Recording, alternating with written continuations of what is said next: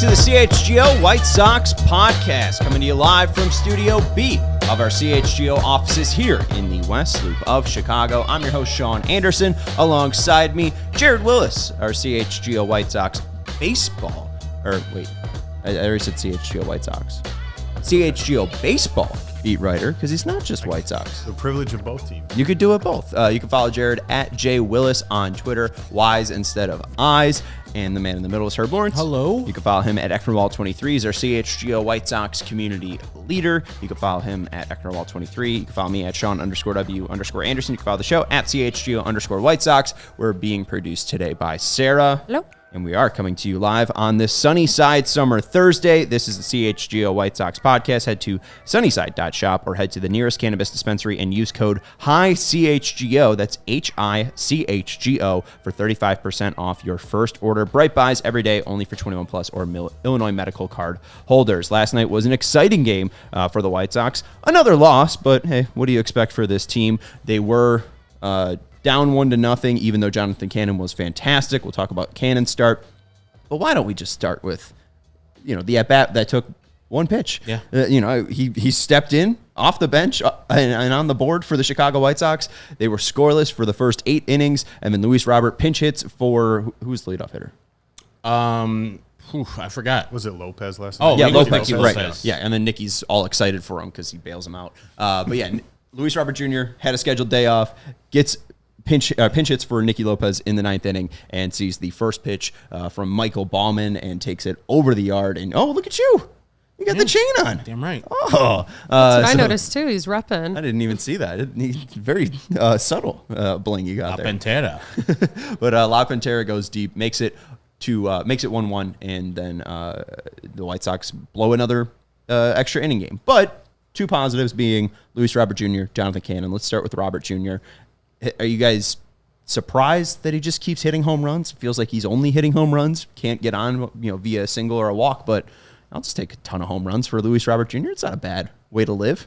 He's kind of embodying the 3 true outcomes right now. It's a home run, strikeout, or that's about it. Maybe it's 2 true outcomes for him since he's come back. But I love to see the power right out of the gate. After he was out for so long. Kind of a question mark of what he's going to look like at the plate. So it's good to see that. But obviously, as he progresses now, a couple weeks into, since returning from the IL, you want to start to see some of the other extra base hits come, maybe some more quality at bats, things like that. But I'm not worried about it just yet. I think he was out for 2 months. So I'm gonna, and that was 2 months after only having played about a week of this season. So really early when he got injured. So yeah, not sweating the at bats just yet. I'll take whatever I can get, and he looks like a superstar every time he goes up there. Like, I had a chance to settle in. I was like, okay, here's Nicky Lopez going to get out, and then my TV screen turns on, and it's Luis Robert. Oh, well, okay, cool. Ball crushed immediately. Like, he didn't waste any time. I don't know why pitchers throw him strikes. Like, there's no reason to. There's no one behind him. He could steal bases, but good luck to the teams or the players behind him getting hits and driving him actually in. So that would be my strategy to go against the White Sox. Like, if Luis Robert's up, he might hit a home run versus you, or he might strike out 4 times. But when he does hit a home run and get you, it's going to hurt you. It's going to be painful. So don't pitch to him, because no one else in that lineup really can do what he does. And we've been having conversations with the Philadelphia people who are... No, we haven't been conversations. We have had screaming at a wall. Yeah. Philadelphia people are the dumbest people that I've ever interacted with. Oh, my God. I love PHLY. I think all of our people from PHLY are fantastic. But man, if I had to work in the Philly market, I would break my phone every single day if I had to read those responses. Guy was like, "Oh, we're gonna trade our young players for that aging superstar, Luis Roberts." Like, he's 26, you dick. You're gonna trade 4 prospects for a superstar? Oh my God! It's almost like how baseball works. Yeah. I'm not willing to do anything. I'm not Chris Getz. Stop talking like this is my price that I'm setting. I'm listening to Bob Nightingale's reports and saying, "Oh, they're looking for more than Soto." So I'm just putting a package that was more than Soto. I'm sorry. I'm trying to be an informed baseball person. And the man, like, his bugaboo is injuries. That's it. Like, yeah, he strikes out a couple times, but which slugger doesn't strike out a couple times? And so if he is healthy, which he seems to be right now, watch out. And he should command what we're offering, what Sean offered on our Discord. And if you want to be a Discord member, Well, it's not an offer. allchgo.com. I'm not a GM. No one's acting like I'm a GM. But you put names out there that are out there for the Philadelphia Phillies and their prospects, and I thought it was fair because of not only the player, but the years remaining and the cost control of the contract. Like, you're not going to get anybody in the league that is equivalent to Luis Robert with the contract that he signed for less than what teams would be offering and the White Sox would be listening to. If you offer garbage, as I always say, it should be painful for you to be trading a player if you're going to be offering these trades. And if you're just saying, "Oh, we don't want to offer you our 4 best prospects," then It's not even their 4 best prospects. It's 1, 2, 7, and then like 25. And Popeye Rodriguez. So it's not even that great. It was good, not great. And you're right. I mean, we are talking about a player who the worst problem that he has is that he's gotten injured. When he's healthy, this is an MVP caliber player. I mean, he's shown that in years past. So what you're getting in Luis Robert is somebody who's going to massively change your lineup, whatever team he goes to. And if you can, figure out how to keep this guy healthy, then you've gotten yourself, I think, again, an MVP caliber outfielder for many, many years to come, because he is only 26 years old. I don't know, aging. I want to talk to the person who called 26 aging. I mean, come on. As a 26-year-old who is aging and will turn 27 in August, man, it hurts. As a 24-year-old, I'm fine. Yeah, see? You're the same age as Luis Robert? I am. Both 27? He's Wow. older. Luis Robert Jr. is older than me, so not to so he brag is about how aging. much of a Yeah. baby I am, but So he is aging then, because he's older than you. So right, maybe yeah. okay. He's according to me, he's old as dirt. Yeah, Right, yeah. but you guys, I mean, he's spring chicken. Yes. Exactly. But yeah, I think that's silly, and it's the thing we see a lot with once trade proposal season gets started. We all kind of fall into this trap of like, I want to get the really good player, but I don't want to have to give up my team's best prospects to get him. Well, that's not how it works. It's never worked that way. And it's silly to expect otherwise. And we've heard Bob Nightingale also report that the White Sox seem apprehensive to trade Luis Robert Jr. So the only way to make them not apprehensive about trading Luis Robert Jr. is giving them a package that they'd like. You have to want both sides to want it. Of course, Steve Dombrowski wants Luis Robert Jr. You have to make the other side work, and that's the thing. It just seems very difficult to make a package work for this player. We saw John Heyman report names that he thought that could be in the market for Luis Robert Jr., and one of them was the Royals. Like, the Royals are not going to make a competitive offer to get Luis Robert Jr., and the White Sox aren't trading Luis Robert Jr. inside the division. One of them was the Blue Jays. Like, I'm not even sure where the Blue Jays are. Are they going to be selling, or are they going to be buying? They're going to be selling. They're definitely selling one, if not both of their superstars this offseason, or even the trade market, because they're in like 5th place in the AL East. And there should be concerns over Robert's hip. I mean, re-injuring that same hip in the same exact way, like, that's concerning, especially on a play where he's just rounding first base, right? Like, this isn't supposed to be a super athletic play that he's doing. It was a gapped double, and he was going to cruise to second base. So I get the concerns about the injury, but even looking at this performance so far this year, the strikeout percentage is high. It's at 40%, but that's higher than it's ever been in his career. We've only seen come down, we've only seen 60 plate appearances from him so far, and what we've seen is just this generational power is persisting, and it's persisting through that hip flexor injury. And he is just so unbelievably powerful. I don't understand how you don't watch him every single night and leave just jaw dropped in awe about the power that he can create. I don't know if it's because he loves T-Mobile Park. I don't know if it's because he loves the home run derby, but I mean, he's just showing amazing power in a ballpark that we've seen over the past 3 games be very difficult to create power in. And I know, again, I'm very, very young. Luis Robert Jr. is older than me. I didn't get the chance to witness Frank Thomas in his prime, in his peak, winning MVPs. And I know Frank Thomas was still very, very good in like 2000, 2001, 2002, et cetera. Frank Thomas was great in the 34 games he played in 2005. But Luis Robert Jr. has been the best White Sox player that I've ever seen in this uniform. You could just see the talent oozing out of him. And I don't even think he has enough body for the talent that he has. And I think that's really what we're seeing with those injuries. I mean, it's not even like he's making Jim Edmonds plays out in center field and like, breaking his ribs. It's just, he's rounding first base and crumbling. And it's painful to see, because when he does stay healthy, like last year, he's a 5-WAR player playing center field, hitting 38 bombs. Yeah. And one thing that you hear a lot of veteran players talk about is as they get older, as their careers progress, they get better at figuring out their bodies. They get better at figuring out how to prep themselves before a game, how to get physically ready, how to keep themselves healthy.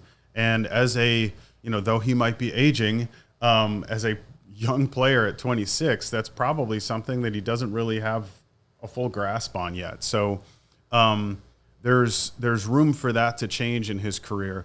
And for him to continue to generate the kind of power that he has despite the hip injuries. You see guys suffer things like that, and it changes them as hitters. A lot of times they come back and they're never quite the same. So the fact that it has not impacted him in that way really at all, that's noteworthy to me. So I still have confidence that he is at some point going to put some of these major injury things behind him. Like everybody, he'll still have something little here or there. But if I'm Chris Getz and I'm thinking about who I'm building around, he's number one. Yeah.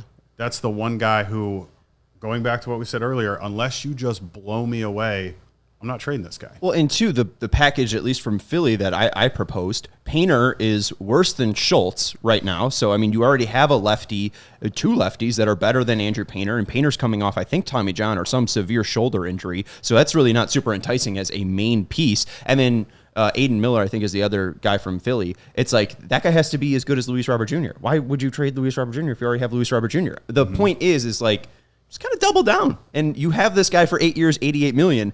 And my thought process is ride this until 2027, because if you do believe in the player, he'll still be worth a ton when he's 29 playing center field, hitting 30 home runs a year. Why not try to get one of these early extensions to hit? We've seen Moncada obviously not hit. We've seen Eloy not hit. Robert was the cream of the crop of those extensions, and he has been performing. So why not ride it a little bit? Maybe it's the gambler inside of me, but like, you got nothing to lose. Yep. You're 15 and 49 or whatever you are. Like, you have a superstar. Go with it. Like let's ride Crochet and let's ride Robert for the next 3 years, because if you are trying to do this as fast as possible, those are your 2 guys to truly get you there. And that is my contention too. Like, I think it's going to be hard for teams to even get close to the players that the White Sox would need to have coming back, just because of how good he is, the contract, and all the stuff we've already talked about. And teams don't have that. There are very limited teams that have the number of players that are both available and what the White Sox would want coming back. And so I don't even know if the Phillies are that team, but you would have to put together a package where your number 1 and your number 2 have to go. It'll be a little bit more plausible, a little bit more easy for a team like the Padres or the Mariners or the Baltimore Orioles to do those things. Braves would want to do it, but I don't think they have the actual bullets to do it. So yeah, my stance is always keep the great talented player that you have signed for 3.5 plus more years, unless you're absolutely getting a win on the trade and it's undeniable. You've got team control through 2027. So right. What's the rush? I 100% agree. Yeah. Again, and that's why I'm also saying, extend Crochet too. So that way you kind of extend the entire window. But we'll We'll see. We got to take a break. We do want to give a shout out to the Shirtless Wonder, who says the walk-offs are killing him. So shout out to our neighbor, Kevin. Antoine's also saying that he is excited to be listening live. He usually listens in the morning, but since he's at work right now, he can listen to us live. So shout out to Antoine. Good to see you hanging out in here. And also, AJ mentioned it's a seller's market with expanded playoffs. You want a star, you pay up. Price gets higher every single year. And also puts into context Jake Eder, who I think is top 10 in my top 30 White Sox prospects. He's 25 and hasn't even made his major league debut. Luis Robert Jr. at 25 is hitting 38 homers. So again, just excitement there for the White Sox. We got to take a break. Want to let you know about our friends over at Shady Rays. Get ready for the season ahead with quality shades built to last. Our friends at Shady Rays have you covered with premium polarized shades that won't break the bank. Shady Rays is an independent sunglasses company offering a world-class product rated 5 stars by over 300,000 people. Their shades have durable frames and crystal clear optics, making them the perfect choice for all outdoor adventures. And they have hundreds of options to choose from, so you're bound to find the perfect pair to match your style. And they probably, like Herb is showing you off right now, they probably have a style in your favorite team's color. Oh, look at Jared. Some too. You guys are back in black here with the matching shades. And exclusively for our listeners, Shady Rays is giving out their best deal this season. Head to shadyrays.com and use code CHGO for 35% off polarized sunglasses. If your shades ever go missing or take an unexpected hit, don't sweat it. They have the most insane protection program in all of eyewear as well. Every pair is backed by lost or broken replacements. So again, head to shadyrays.com and use code CHGO for 35% off polarized shades. Try for yourself the shades rated 5 stars by over 300,000 people. We love our Shady Rays. I will never buy sunglasses from a place that's not Shady Rays. And I'm not kidding. I'm not joking, folks. I mean, what? You're spending like $20 on maybe a gas station or a jewel pair. I have 3 pairs of Shady Rays. Right. And you immediately lose those. Right. You immediately lose them. Oh, they break. They break, Yeah. and these are better. Like I've never actually understood the polarization. Do you have any fun colors? No, I think they're all different Black? shades of black. Okay. Yeah. Hey, black is stylish. Black goes with everything. We also want to let you know about our friends over at Illinois Pork Producers. Not only is Illinois the place of corn, but it's the place of pork, and it's grilling season. So get your pork. People who are active need more protein than the average American. In fact, the Academy of Nutrition and Dietetics, the Dietitians of Canada, and the American of College Sports Medicine recommend 1.2 to 2 grams of protein per kilogram of body weight per day for athletes, depending on training. So for a 150-pound person, that's 81 to 136 grams of protein per day. 1 3-ounce serving of pork provides 23 grams of high-quality protein that can help active individuals build and preserve muscles. And our friends, Grilling with Dad, will be here at the office coming up soon on June 19th. Should be fun to see how they really use that IL pork to celebrate it and to shine. So make sure you're following us at CHGO_sports, and we will have some great content from Grilling with Dad. Elevate your protein game with lean pork, a powerhouse of natural goodness. Savor the flavor, savor the gains, and celebrate any occasion by enjoying the best pork produced by Illinois pig farmers. From your sausages and bacon from breakfast to pulled pork or juicy chops hot off the grill, it's an entire season dedicated to pork and the people behind the product. Paid for Illinois pork producers, generations of commitment. Let's talk about Jonathan Cannon's wonderful start last night. Again, he's not the reason the White Sox lost. 7 innings, 4 hits, 1 earned run, 1 walk, 7 Ks, and 1 home run allowed. 4.56 ERA so far through 5 starts from Cannon, but very good to see that his last start and most recent start seems like there's a lot to build off of from there. Yeah. And I think, and I said this to her before we started, watching Drew Thorpe and then Jonathan Cannon back-to-back nights kind of gets you, I don't know, at least for me, you start thinking about like, man, I can see a picture of what a future rotation might consist of. And it's that part of the plan, at least, I think might be a little bit clearer. But yeah, watching Cannon last night looked really sharp. The sweeper looked really dominant. I mean, he had his good stuff. And so it's nice to see that in a season where so much has gone wrong and so much they've struggled in so many ways, at least in my opinion, I think you're starting to see what could be their rotation of the future. And that part's encouraging. So when you're looking at this rebuild in the long term, there is one part of it that seems to be headed in the right direction. Yeah, and when you were talking yesterday about your top people and the prospects in the White Sox organization, I think you brought up Jonathan Cannon, and I kind of poo-pooed him. I was like, he's not that good. Yeah, he was 12th, and he was 5 spots lower than Nastrini. Mercy. I tell you which was wrong for me. I mean, that sweeper last night, I don't know if it's the Pacific Northwest air or something. That man was filthy. I know that graded pitch is, 4 or 5 above total runs in that on the sweeper and the sinker. What? It's got a run value of like 4 or 5. Oh. Jonathan Canyon. And so I don't know if he got most of it last night because it just looked like a filthy pitch that nobody could hit. The sinker sweeper combo is sinker is 4 run value, sweeper 5. Yeah, and so you got 2+ pitches as a rookie in your first go around. What 5 or 6 starts so far this year? I'm excited for the future. As we just said, Jared just said, you got Fetty on Monday. Excellent performance. You got a performance by Drew Thorpe on Tuesday. Excellent. Same thing from Jonathan Cannon. Now you're going to follow it up with Garrett Crochet. Let's go. I mean, that starting rotation, whatever the White Sox and all the people who are naysayers say about the White Sox, they can't say that they didn't get them ready for this series versus Seattle Mariners. Like, they had a great game plan. They executed the game plan. And for the most part, I think Drew Thorpe, probably his presence was better, but the start by Jonathan Cannon was slightly better in my eyes in the Seattle series. And I was very impressed with Drew Thorpe. So it's like, man, this is good for the future. If this is kind of keeping up with where they're going to be going in the future, I would love to keep the same thing going. And we talked about Fetty because Jared wrote about him in his article. You should go and read it at ALLCITY.com. It's very enlightening stuff about his going to KBO and his why he went to the KBO instead of just toiling around the major leagues and like AAA places. So check that out. And I wish the White Sox would be thinking like we're thinking about Crochet getting an extension. And I know he's a little bit older, 31 years old, Fetty, instead of 24 like Crochet. An extension there would be nice too. What? Jeff Passett just said they're going to get more than expected from Eric Fetty from trading him. Hey, man. Trade his ass. He's got 2 years of control. He's not a young kid who you could just call up at 25 and then you own him until he's 31. And that's a weird way to. It's owning, but I got you. But you still have another. But you still have another year. No, you still have another year of control of them. If they do get this haul, great.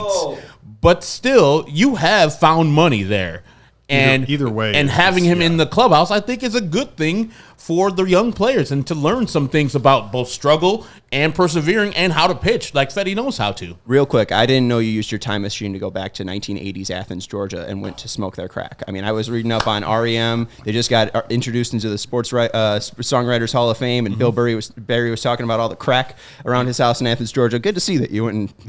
I wouldn't do crack. Eric Fetty's 31, just came over from KBO, and they could get like a top 100 prospect from him. You trade him. We're talking about trading Luis Robert Jr., and you won't trade Eric Fetty? I was not talking about trading Luis Robert Jr. 8 guys that are going to be in the rotation next year, and none of them are named Eric Fetty. Hey, Eric Fetty's the best of all of them right now, except for Crochet. AJ says we need bats in our system. Got to flip Fetty. Amen. Yeah. I mean, that's hard to ignore the reality that there's a need for bats there. But I do like Fetty. It's tough because it does, like, objectively you look at his situation and like the obvious answer seems to be, you trade the guy.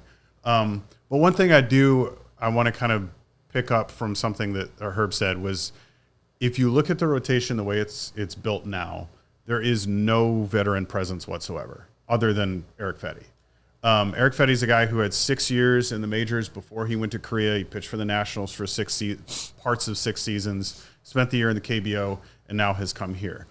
I think there is something to be said for having at least one guy in your rotation who has a few more seasons under his belt. I think it's good for younger pitchers to have somebody like that. But again, I understand objectively, like, you got what you wanted from him. They signed him on kind of a flyer contract for 2 years, $15 million. Yep. He's performing fantastically, so it does make all the sense in the world to trade the guy and try to get a bat for him and a top 100 prospect bat for him. But if they don't go that direction, I think there's still something good that could come out of this if you're thinking about keeping Fetty around, even beyond the 2-year contract that they have him on. I love, and AJ brings up Red's got Christian and Carson Strand and Spencer Steer for 2 years with Tyler Malley. Cool. CES is, and Spencer Steer is excellent, but CES is terrible. Not terrible. He's just not good. He's hurt. not good. Even when he wasn't hurt, he wasn't good this year. And I like Alejandro's thing. If 26 is old, 31 is geriatric. Geriatric, yeah. You are all over your guy Jared Kelnick, and Encarnacion is a 23-year-old, had a 477 slug, and you're scoffing at it. Wasn't that last year? Yeah, that was last year. Yeah. In 29 games where he's been hurt, he's been bad. Yeah, but he's 24.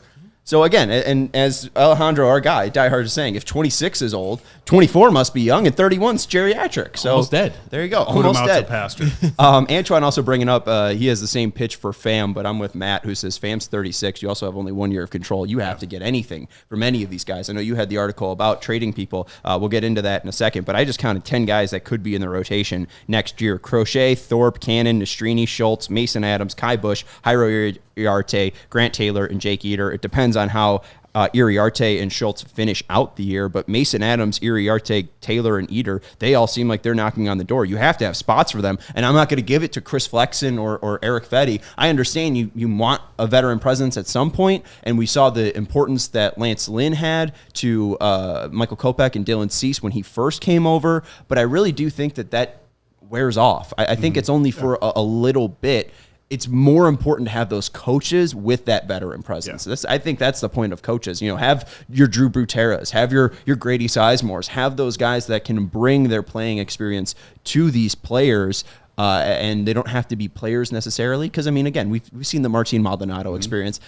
I don't need more veteran presence on this team. But to Cannon, really quick, also with their depth, having 10 guys that could possibly start, we saw the flip of Berger for Eater. It could go the other way with the amount of pitching prospects that they have. Maybe they go out and get a bat with one of these guys to make it 9 guys. Maybe they like Iriarte more than Grant Taylor. And just throwing out names, this isn't real, but maybe they like one or the other more, and you can go get a guy that could possibly start for you in 2025 as a position player. So I think Cannon, at least I overlooked him. I know that we've seen the sweeper be very good before, but he has been fantastic. Was fantastic last night. I think what stands out most is he gave you 7 innings on 104 pitches. Thorpe gave you 5 innings on 98 pitches. He was efficient. He was able to get a ton of swinging strikes. You mentioned the sweeper was fantastic for Cannon last night, getting 2 whiffs, also 6 whiffs and 3 called strikes on it. But I think the biggest thing with him is that changeup looked pretty sick,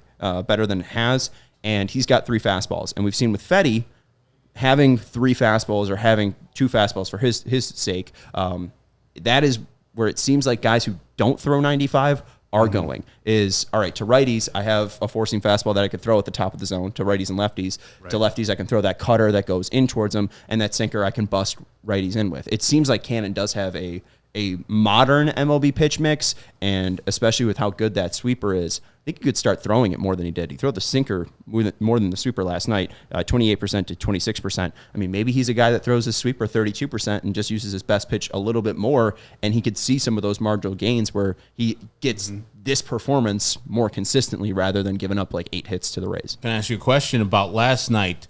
There was some bellyache, of course, because of the result was a home run by Luke Raley. Did you mind him coming back out for the 7th? No. You can't. The team didn't score a run. That's nothing Jonathan Cannon could do. He gave up a run, but he still pitched 7 innings. He did. He gave up a home run, but again, you got to help your guys out, and Robert did, but still, no one's on base. I think the bigger issue, at least with because last night is the offense not scoring runs until the 9th. Because what you want is let's have some guys who can get on base when Luis Robert is up to bat and he's driving in more than himself. And I think going back to Herb, what you were talking about just a moment ago about some of these pitchers who they're working on kind of figuring out the upper part of the strike zone, because the trend these days, I think, is toward batters who are better low ball hitters. And so some of these guys who are able to hit the top of the zone with some of those pitches, that's something that Fetty and I talked about when I talked with him for the story that I wrote, was he said that, you don't need to have overpowering stuff if you can hit the top of that strike zone and get what he called good misses. So that's one thing with Nastrini that I think if he's going to make it, that's something that I know he's working on and is trying to develop, because the fastball really isn't there. One guy that I've seen him talk to quite a bit is Garrett Crochet about that. So I mean, hey, I'd be talking to him too. Yeah. Hey, yeah. you know, how can I grow 3 inches? Right. You know, was it a stretching taller? thing for you? Yeah. Anyways, what was David's asking? And David's been at the game. What'd you make of the Benintendi for Jolk's move last night? It's dumb. Like, Pedro's playing handedness. That's the only reason that you have Benintendi there, because he doesn't hit. He's coming off an injury where it's to his Achilles. And Corey Jolks, yes, he's struggling as of late, but he's been in the game playing and not cold like Benintendi. And so you know the result of the Benintendi at bat's going to be maybe Corey Jolks can run into one there. So, yeah, I hated it because I knew that Pedro was going to do it at some time too, because he just can't hold his water with Benintendi. He's got to have him in the game, and he somehow just wants to replace Jolks at the end of the game every goddamn time he was out there. I thought there would be no more times because Duke Ellis got sent down to the minors.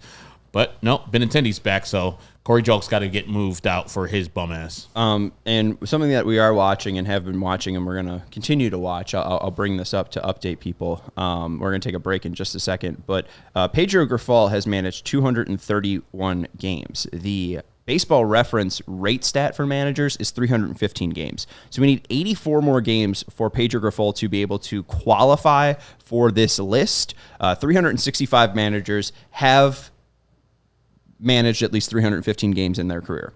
If Pedro was at that 315 level, he would be 363rd all-time of 366 managers in win percentages. Not the worst, though. He is alongside Fred Tenay, John McCloskey, and Doc Prothro. McCloskey was the manager from 1985 to 1908, Fred Tenney 1905 to 1911, and Doc Prothro 1939 to 1941. The only one that's like sort of modern day on this list is Mark Kotze of the A's at 361. And hey, we could look at what Kotze's doing with the A's right now and saying that he's more of a miracle worker than one of the worst managers of all time. With Grifol showing what he did with Benintendi last night, probably more on the side of the worst manager of all time rather than a miracle worker. Let's take a break. We'll let you know about some of our great sponsors. Herb, do you want to let them know about Prize Picks? Yes, Prize Pick is America's #1 fantasy sports app with more than 5 million members. It's the most fun and exciting way to get in on the action while you watch your favorite sports and players. You just pick more or less than on 2 or more stat projections and have a shot of winning up to 100 times your cash. With Prize Picks, you can turn $10 into $1,000 in a single game watching your favorite sports this summer. You can make a Prize Pick lineup in as little as 60 seconds. You just need to pick more than or less than on 2 to 6 player stat projections, and you're locked in. The finals mean more on Prize Picks, so you get more with the star players. You get boosted payouts on select basketball stars that you won't find anywhere else. Whew, that Luka Doncic, man. That Brian Windhorst took him to the woodshed last night for his defensive play. So whoever is getting guarded by Luka Doncic, more than. That's what just I would suggest. I usually play Io DeSumo versus Trey Young. More than points, rebounds, assists for Io. Less than points, rebounds, assists for Trey Turner. I keep on saying it. Trey Young. And I usually win with Prize Picks. And the NBA Finals are here right now. If I had to do one, has some former Bulls in there. So I would go with points, rebounds, assists for former Bull great Daniel Gafford. And less than points, rebounds, assists for former Bull / Robert Horry, Luke Cornett. Download the app today and use the code CHGO for a first deposit match of up to $100. That's code CHGO for a first deposit match of $100. Prize Picks. Pick more, pick less. It's that easy. Thank you, Herb. And for your new Chevy, make Ray Chevrolet your first draft pick. Visit our partner this June to shop their summer sales event going on all month long at Ray Chevy on Route 12 in Fox Lake and at raychevrolet.com. As one of the top-selling Chevy dealers in the Midwest, you'll always be able to shop one of Chicagoland's largest Chevy inventories, plus find the perfect tailgating vehicle. Right now, you can get $12,000 off MSRP on a new 2024 Chevy Silverado or lease the new 2024 Chevy Trax for only $179 a month for 24 months. Or cruise into June your own way and shop over 125 of their vehicles priced under $20,000. And if you've heard of Ray Chevrolet, then you've also heard of Ray's Price Promise. They're guaranteed to make your next vehicle more affordable than ever with no price changing, no add-ons, and no hidden fees. Ever. That means the incredible prices we're talking about now, you can expect to see the very same when you shop Ray Chevy in-store or online. So shop the summer sales event all month long by visiting Ray Chevrolet in Fox Lake or raychevrolet.com. They've been serving the community since 1963. Together, let's drive. You guys like driving? I love it. You've been driving. You were up in Milwaukee. You almost got punched by Tommy Pham. You know what? Is that one of the more memorable locker room moments? Yes. The most memorable? Yeah, I would say so. Okay. Because it was one of those moments that as we were kind of waiting near his locker to go and talk to him, I had a thought like, I don't know what he's going to say, but I have a feeling it's going to be good. So I got the phone out, got the camera ready, because I just had a feeling. And sure enough, Tommy Pham did not disappoint. But I do have to say I was very, very happy that when he finished his speech that he turned the other direction and walked away from me, because I would not have wanted to have been like, have him come toward me. Because that's, he as he said, he trains to fight, and he looks it, and not a guy that I would want to tangle with by any means. But also, at the time, I was like, man, Lamont Pope must be pissing in his pants. Well, Lamont, did you see him? He ducked out of the way. Goddamn right. He was smart. He was quick. Yeah. But I mean, I will say, if we're going you or Lamont to fight Tommy Pham, I'd take you. I don't know, Lamont. He's quiet, but I feel like he'd be scrappy.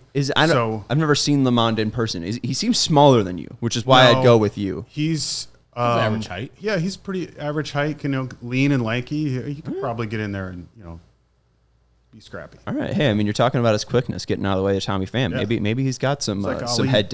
Right. Yeah. There you go. Jared obviously filmed that for us, and we have that short up if you do want to watch Tommy Pham swear, just for the heck of it. But also, Jared's been writing some pieces up at allchgo.com. He's written recently about the White Sox trade pieces, and today he published a piece about Eric Fedde. I don't think Eric Fedde's threatening to fight anyone. No. Okay. No, Right. not so far. What was your biggest takeaway from that Fedde piece and talking from him? Was it what Herb brought up earlier about, hey, I could go to AAA and, get called up and DFA'd and have this back and forth, or I can go to KBO and really establish myself? Or was it more about the misses? Because I found that very interesting how, there's places I can miss and I'm perfectly fine missing them. Yeah, it was the main thing I wanted to learn from him was, why go over there and pitch there as opposed to continuing your career here in the United States, given the experience that he had.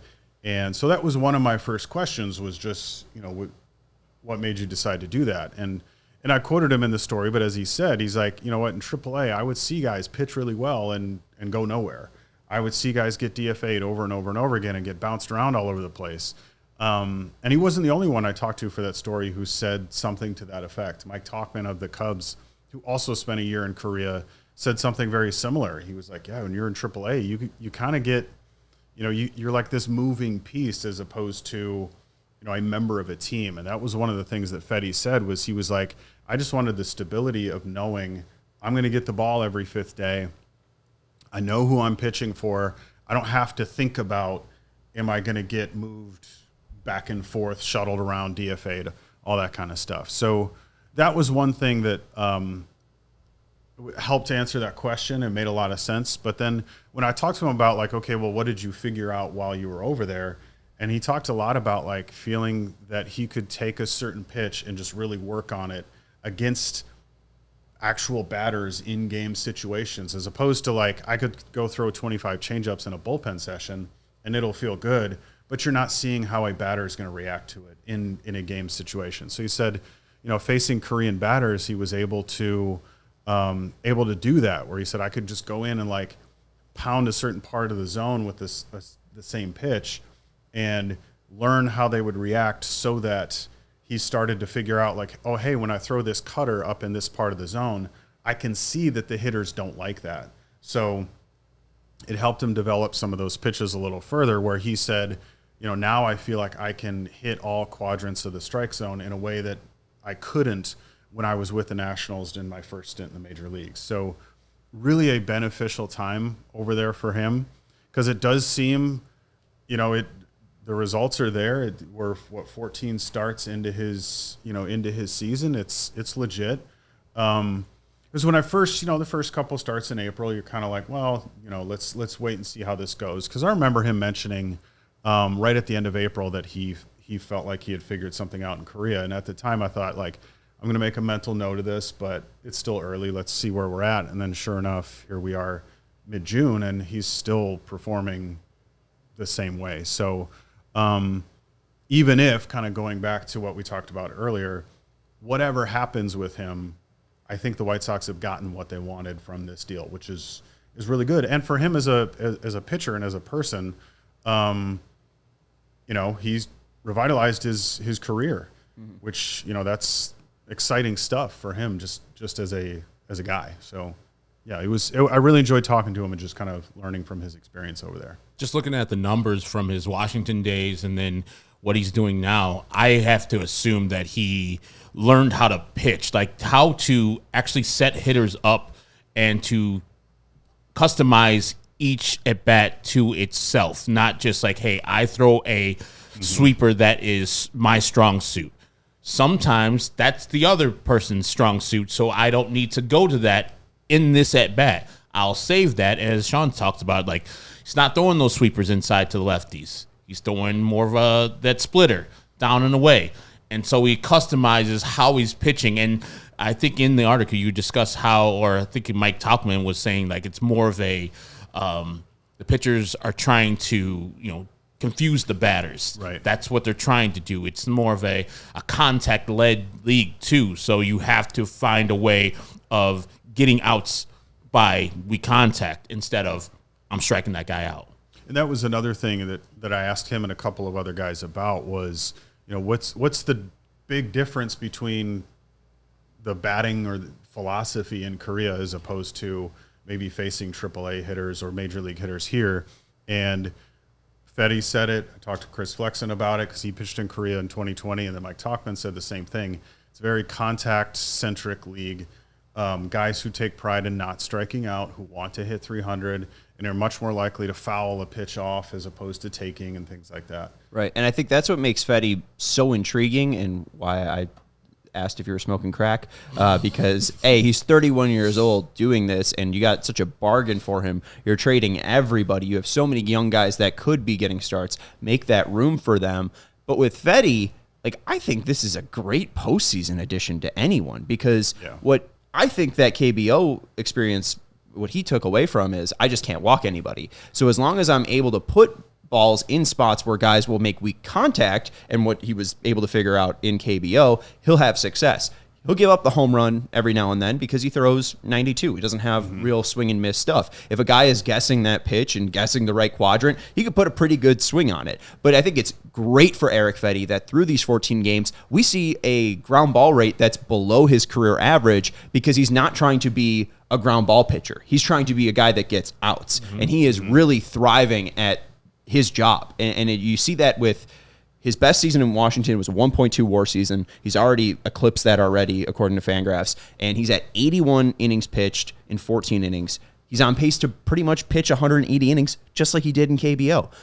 His best start or best season with Washington was 133. So he made about 29 starts. So even if he makes 30 starts at the current pace he's at 173. So he's just been so much more efficient. He knows where to locate these balls to where guys won't be putting the best swing on them. And even if it's a fly ball, those fly balls aren't getting murdered. They're more weakly hit. And he just truly does seem like a pitcher that can go out and give you 6 to 7 quality innings, and you just have to give him the run support, and you'll be a competitive baseball team. And with the playoffs expanded, what team wouldn't want an Eric Fetty? And that's the exact kind of market that I want to throw a guy out with control into. Hey, not only are you giving up a top prospect for a guy for this year, if you're the Yankees or whoever, this guy will be a part of your rotation next year and be a part of a playoff push next year as well, which I think is just so crucial for the White Sox. Get the most value possible. And Fetty has done a great job of putting himself and making himself valuable again to Major League Baseball. It's such an intriguing and interesting route that he took.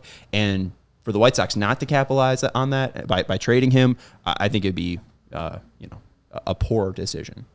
And one of the things that didn't make its way into the story just because, these things happen. But one of the things I asked him about was, okay, you made these adjustments, there's nothing necessarily mechanical that he changed.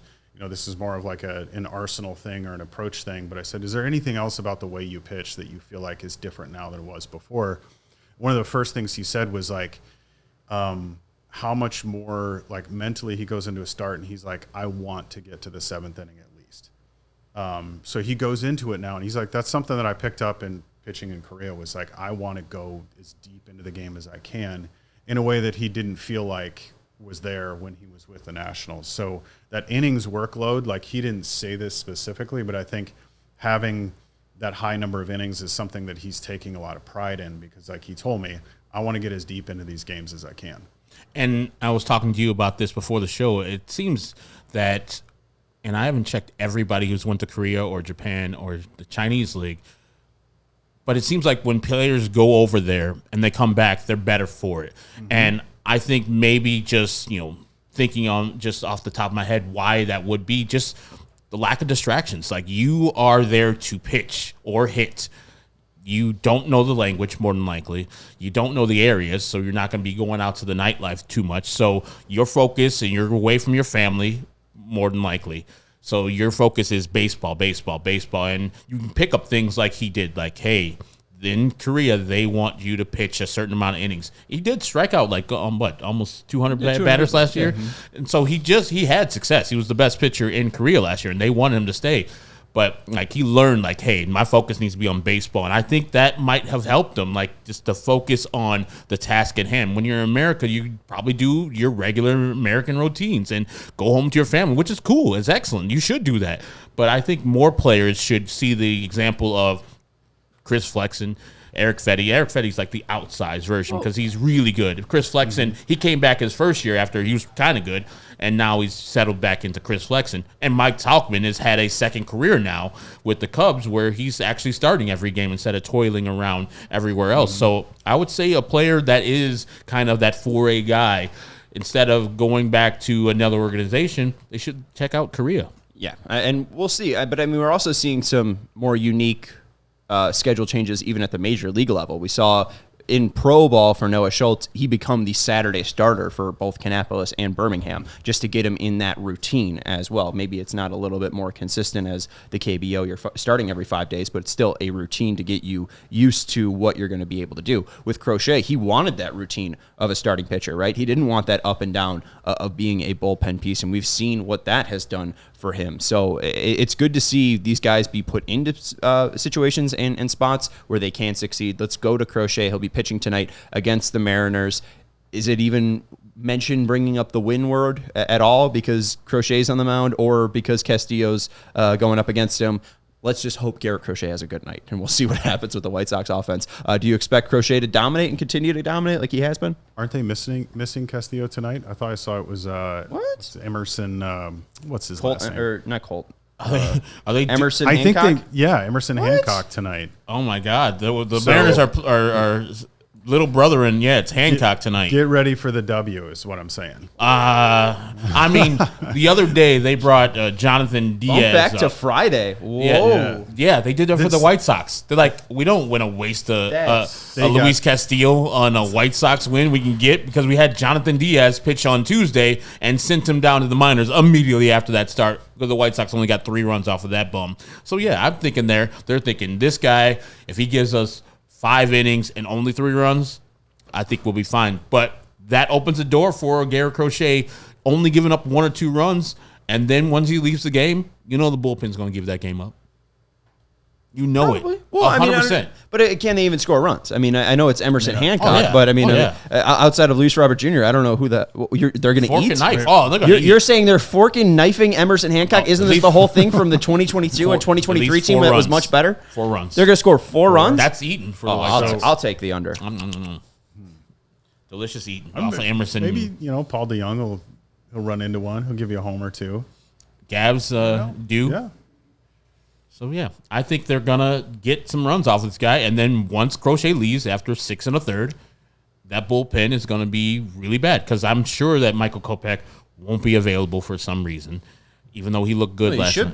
He should be. He didn't pitch that many pitches last night. But, these guys are creatures of habit, and he probably won't be able to be in the 9th inning. And if he brings him in the 8th inning, people bitch about, he's a closer. Why'd you bring him in the 8th inning? That's what I got the other day, that when he struggled mightily in the 8th inning. I'm like, the outs were there. The game was on the line right there. He struggled right there with a 3-run lead and bases clear. But I don't blame Pedro for bringing in the 8th inning. You bring your best reliever in when the leverage is saying you bring your best reliever in. That's Michael Kopech's fault that he struggled and failed in that outing. Now, last night he looked exactly like the Michael Kopech that you and everybody else gets excited about from time to time, where there's just throwing balls right past him. He looked like he tamped down his fastball a little bit. It was like 97 a couple times, but he got outs. I mean, do you take anything away from what you've seen from Kopech so far? Have you really taken anything from conversations with him about the move to the bullpen and what that move has been like for him? I think like we all know, he has wanted to be a starter for so long. That's, been his goal for himself in his career. And so I was there the day in March in spring training when the announcement was made that he was moved to the bullpen. Spoke to him that day. He was clearly, you can see that video on our YouTube channel as well, downtrodden, to say the least. But I think he's adjusting to it. But I think for him, it's one of the things we know about Kopech is like sometimes I think the mental adjustment is the biggest part.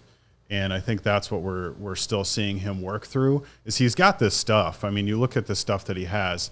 He should be able to handle your high leverage spots in the bullpen without a lot of trouble. But I think it's just getting himself comfortable with like what the routine looks like to be ready to pitch any given day, getting warmed up during the game. Like he's still getting used to some of that stuff. So I'm taking the good with the bad right now. And I think he's still figuring it out. We'll see. Maybe he'll figure it out one day. Maybe he'll be a part of the trade piece. Maybe there's enough potential. And there could be a team that says, hey, we like the potential here. Let's kind of take a flyer on him and see what we can do. Honestly, it wouldn't surprise me much at all if by the trade deadline he's pitching somewhere else. Yeah, Pham dealt.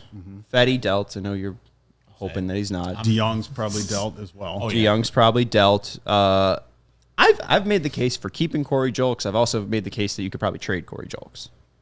I don't know if there's a big, or maybe Gavin Sheets. I think Gavin Sheets is gone. Gavin Sheets is more likely to be dealt than Julks. Yeah, I think for the sake of your outfield, the way things are currently, you keep Corey Julks. Lefty power bat, and Gavin Sheets would be coveted. And then Brebbia maybe, Kopech maybe, Wilson maybe. All those guys should be 100%. I mean, but Brebbia has been really interesting. Brebbia has kind of been terrible. Wilson's been good, and I know people he blew the game. He's like, there's a guy on second. What the hell can he do? Yeah. He's coming in the game after a stint. He blew the game. Yeah, well, right. But welcome back to the major leagues after being injured. You're going to be pitching in the 12th inning with a runner on second. Yeah. History! Exactly. Yeah, he's gone. He's 100% gone. Yeah. Should be. Yeah. All right. Well, that's going to do it for the CHGO White Sox podcast. We appreciate Jared joining us. Make sure you check out his work at allchgo.com. You can follow him at J Wyllys, Y's instead of I's, on X. And the man in the middle is Herb Lawrence. You can follow him at Ecknerwall23. He's our CHGO White Sox community leader. I'm Sean Anderson. You can follow me at Sean_W_Anderson. Thank you to Sarah for producing the show. AJ saying Sheets to the Pirates. So, I mean, maybe they can make a flag, Or maybe, they make the big waving flags Sheets for their boats. For Paul Skeens, straight up. I would say yes. I'm in. I would say 100% yes. That's going to do it for the CHGO White Sox podcast. We'll be back on Sunday for a post-game show of the Father's Day game between the White Sox and Diamondbacks. We'll talk to you then. Goodbye. We all silly like the mayor.